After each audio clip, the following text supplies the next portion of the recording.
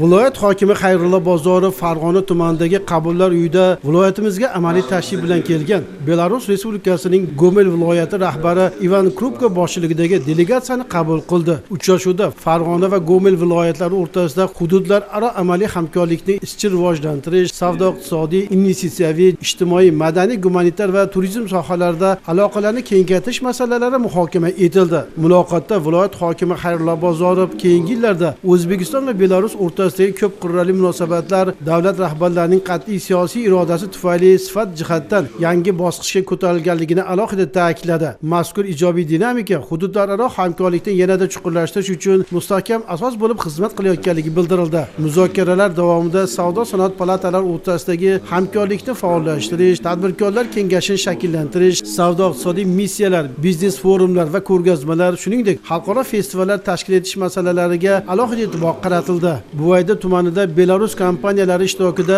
mebelchilik klasterini tashkil etish bo'yicha amaliy takliflar ilgari surildi. Qishloq xo'jaligi sohasidagi hamkorlikka ham alohida e'tibor qaratildi. Xususan, go'sht mahsulotlarini qayta ishlash, zamonaviy qishloq xo'jaligi texnikalarini joriy etish yo'nalishlarida hamkorlikni kengaytirish masalalarida fikr almashildi. Shuningdek, ta'lim va yoshlar siyosati sohalarida talabalar va mutaxassislar almashuvini yo'lga qo'yish, qo'shma ilmiy tadqiqotlar olib borish, malaka oshirish dasturini amalga oshirish, IT sohasini rivojlantirish hamda yangi ish o'rinlari yaratish bo'yicha kelishuvlarga erishildi. Turizm yo'nalishida axborot almashuvini kuchaytirish orqali ikki hududning salohiyatini keng targ'ib qilish masalalari ko'rib chiqildi. Uchrashuvda Farg'ona viloyatining investitsion salohiyati, investorlar uchun yaratilgan qulay imkoniyatlar, shuningdek, erkin iqtisodiy zonalardagi imtiyozlar haqida batafsil ma'lumot berildi. Muloqotda Gomel viloyati rahbari Ivan Krupko samimiy qabul uchun minnatdorchilik izhor etdi. O'zaro hamkorlik izchil rivojlanib borishiga yana bir bor ishonch bildirdi.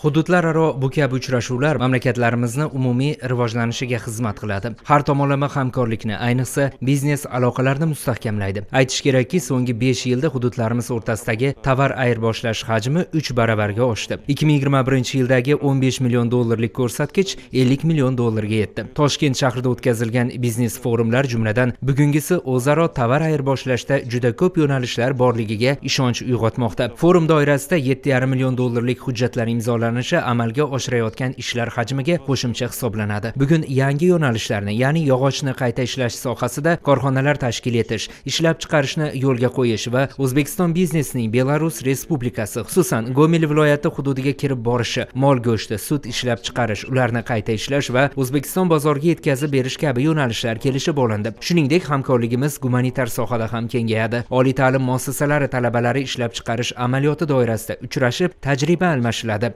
Yoshlar bir-birini tanishi, do'stlashishi, muloqot qilishi va mamlakatlarimiz ravnaqi yo'lida birgalikda mehnat qilishi zarur.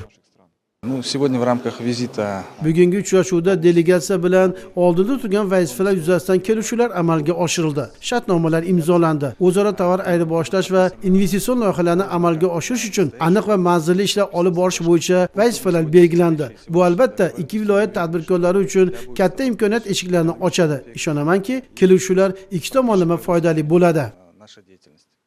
Uchrashuv yakunida tomonlar Farg'ona va Gomel viloyatlari o'rtasida 2026-2027 yillarga mo'ljallangan chora-tadbirlar rejasi bo'yicha yo'l xaritasini hamda savdo-sanoat palatalari o'rtasidagi hamkorlik kelishuvini imzoladilar. Kelishuvlar ijrosini onlayn tarzda qat'iy nazorat qilish ta'kidlandi. Har chorakda barcha yo'nalishlar bo'yicha muayyan natijalarni sarhisob etilishiga kelishildi. Yo'l xaritasi ijrosi Farg'ona va Gomel o'rtasidagi, demakki, Belarus Respublikasi bilan O'zbekiston Respublikasi o'rtasidagi savdo hajmini bir necha barobarga oshirishga xizmat qilishiga ishonch bildirildi.